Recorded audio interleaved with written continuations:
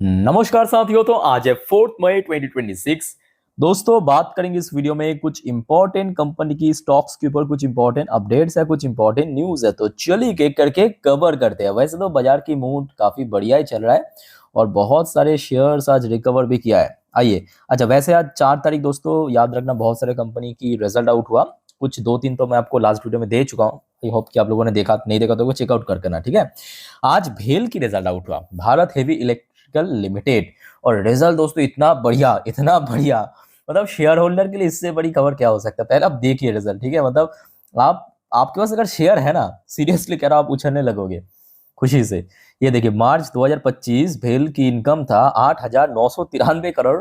वहां से बढ़ के 5 डिजिट में पहुंच चुका है 12,310 करोड़ रुपए पे। क्वार्टरली बेसिस पे 8,473 करोड़ से बढ़ के 12,310 crore. One of the best quarter रहा ये। आप अगर थोड़ा पीछे चल के देखेंगे, कंपनी की 5 डिजिट में आया ही नहीं इसके पहले। बहुत ही तगड़ा परफॉर्म किया। ऊपर से मार्जिन बढ़ गया, मतलब एक तो इनकम इतना बड़ा, ऊपर से मार्जिन देखिए 9% से बढ़ के 14%। कहाँ 9%, कहाँ 14%। क्वार्टरली तो छोड़ ही दीजिए, कहाँ 6%, कहाँ 14%। उसके बाद क्या हुआ पता है, कंपनी की जो नेट प्रॉफिट है वो डबल से भी ज्यादा हो गया। 504 करोड़ की प्रॉफिट बढ़ के 1,290 करोड़ हो गया। क्वार्टरली बेसिस पे 390 करोड़ से बढ़ के 1,290 करोड़ पे पहुंच चुका है। अर्निंग पर शेयर में भी मैसिव जंप हमें देखने को मिला because of net profit, margin, income. ये रहा भेल की रिजल्ट। देखिए, ये भी फैक्ट है कि देखिए, रिजल्ट हो सकता है कि आज आउट हुआ, बट कुछ चीज ना मार्केट को पहले से पता होता है, याद रखना। और जिस वजह से अगर आप देखेंगे पिछले एक महीने पे, एक महीने बोलना भी एक्चुअली गलत होगा, खास करके वही मतलब अप्रैल की फर्स्ट वीक जब मार्केट आखिरी बार गिरा था, उसके बाद से लेकर अभी तक लगभग शेयर 54 से लेकर 55% चल चुका है।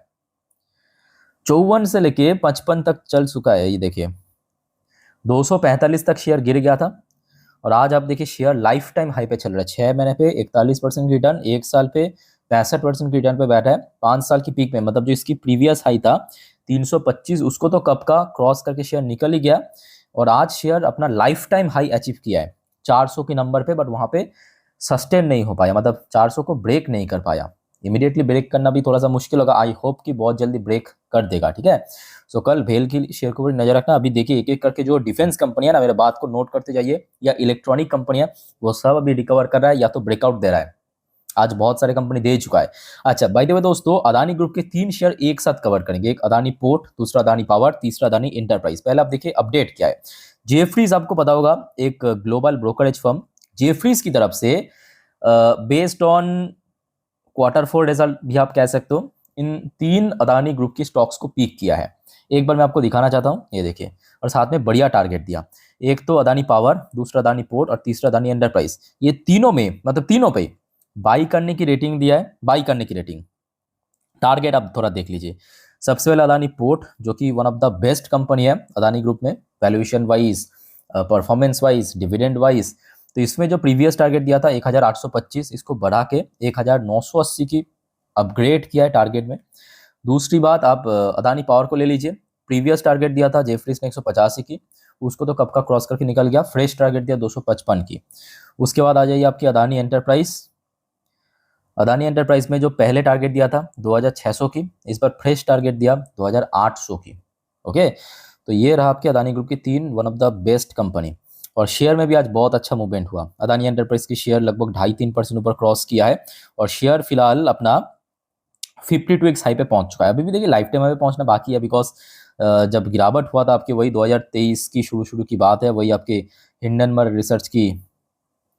उसके बाद शेयर 3,000 के आसपास पहुंच गया था 24 में, उसके बाद फिर से गिरावट हुआ था, ठीक है। तो आशा रखता हूँ कि जल्दी शेयर रिकवर कर जाएगा। अदानी पावर की बात करें, अदानी पावर फिलहाल लाइफ टाइम हाई पे चल रहा है, सब रिकवर करके। और शेयर बहुत जल्द 250 भी क्रॉस करने वाले हैं। कंपनी में पोटेंशियल भी है। उसके साथ साथ इस बार जो वेदर है वो साथ दे रहा है, मतलब भारत में गर्मी थोड़ा ज़्यादा ही पड़ रहा है, और जिस वजह से power oriented company, summer oriented company, उसको बहुत बेनिफिट मिलेगा। अदानी पोर्ट, इस बारे में मैं आपको न जाने कितने बार कह चुका हूँ। बहुत लोग उस टाइम पे सीरियसली लेते हैं, कुछ लोग सीरियसली नहीं लेते हैं, ठीक है। आई होप कि आप लोग उस टाइम पे इस चीज़ को सीरियसली लिया।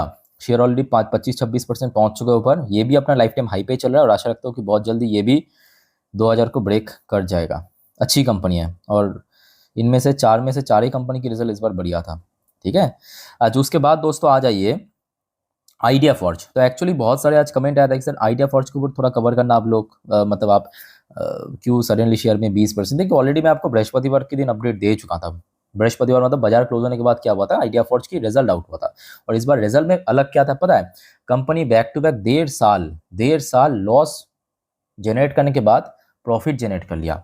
वो भी इतना गैप आप सोच नहीं सकते। मतलब पिछले साल आप जरा यही, अब देखिए ऑलरेडी मैं चर्चा कर चुका हूँ, शॉर्ट में आप देख लीजिए।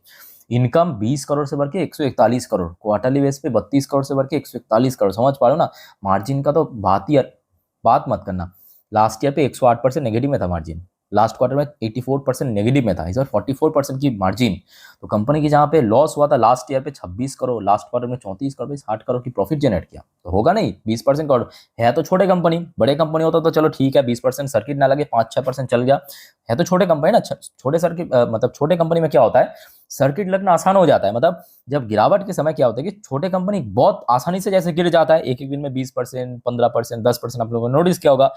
जब रिकवर करता है वैसे ही तेजी में रिकवर हो जाता है। और ये भी फैक्ट है कि ये जो कंपनी 2023 में बाजार में लिस्ट हुआ था, जुलाई में आप देख सकते हो, तब इसका भाव था लगभग 1300-1400 की रेंज पे। उसके बाद गिरते गिरते शेयर बहुत पिट गया था, मतलब 70% के ऊपर, 72.73%। और आज की डेट में देखिए डिफेंस सेक्टर में कितना डिमांड, खास करके चारों ओर जंग चल रहा है, वॉर चल रहा है, और कंपनी आपके ड्रोन मैन्युफैक्चर करता है मोस्ट इंपॉर्टेंटली, ठीक है। तो अच्छी कंपनी है, बट हाँ छोटे कंपनी होने के कारण मैं कहूंगा कि रिस्की भी है। तो हमेशा रिस्क एंड रिवॉर्ड की जो रेशियो है उसको कैलकुलेट करके तभी डिसीजन लेना, ठीक है।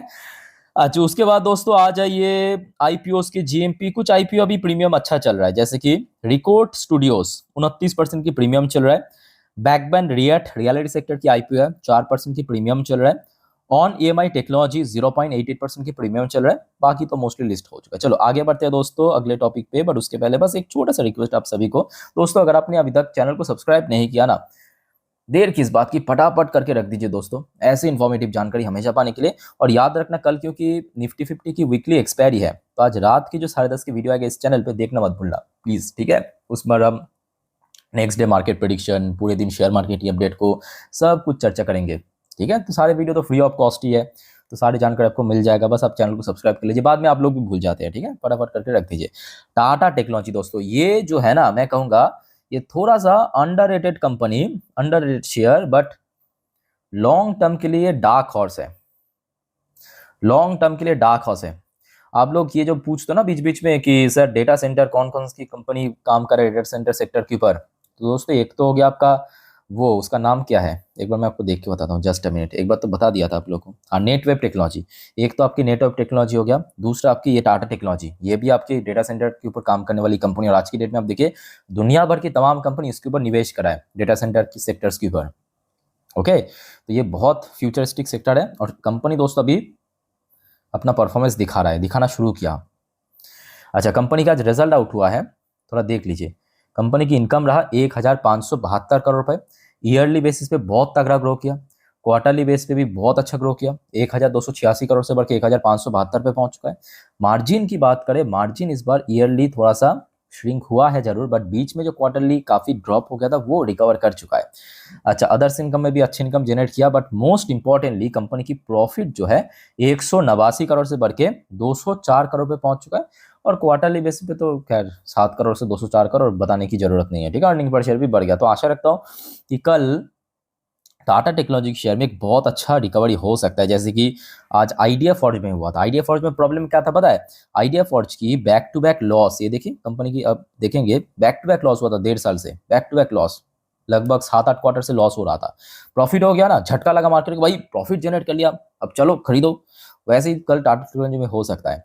और ये भी फैक्ट है कि टाटा टेक्नोलॉजी की शेयर जब लिस्ट हुआ था चुनाव की जो अगले साल पे, मतलब चुनाव की जो 1 साल पहले 2023 में, तब से लेकर अभी तक अगर आप देखेंगे शेयर बहुत पिट चुका है। ये शेयर भी 55% गिरना, भाई समझ पा रहे हो ना, 55% शेयर क्रैश हो गया था ऑलरेडी, ठीक है। तो अभी थोड़ा थोड़ा करके देखिए शेयर रिकवर कर रहा है, 8-9% रिकवर कर गया, बहुत रिकवरी बाकी है। बट सबसे क्रूशियल लेवल मैं कहूंगा इमीडिएटली 600-650 की नंबर, और थोड़ा सा मिड टर्म बेसिस पे 1000 की नंबर काफी इंपॉर्टेंट है। लेट्स से क्या होता है, ठीक है। अच्छा उसके बाद दोस्तों आ जाइए, जो आज सबसे ज्यादा आप में से बहुत सारे निवेशक की तरफ से सवाल आ रहा था मेरे डल्डिंग के बारे में। आप लोग पूछ रहे थे कि सर बताइए आप, आपकी डार्लिंग की मूड इतना बढ़िया क्यों था? मतलब एचएल की बात कर रहा हूँ। तो फैक्ट है कि देखिए, एक तो एचएल ब्रेकआउट दे चुका है। देखिए, कुछ मैं कहूँगा एक्सटर्नल फैक्ट है, कुछ इंटरनल फैक्ट है।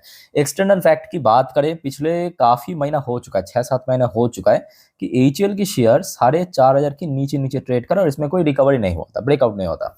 दूसरी फैक्ट यह है, एक्सटर्नल पॉइंट ऑफ व्यू से अगर हम बात करें, कि अभी डिफेंस सेक्टर में अच्छा डिमांड हो रहा है।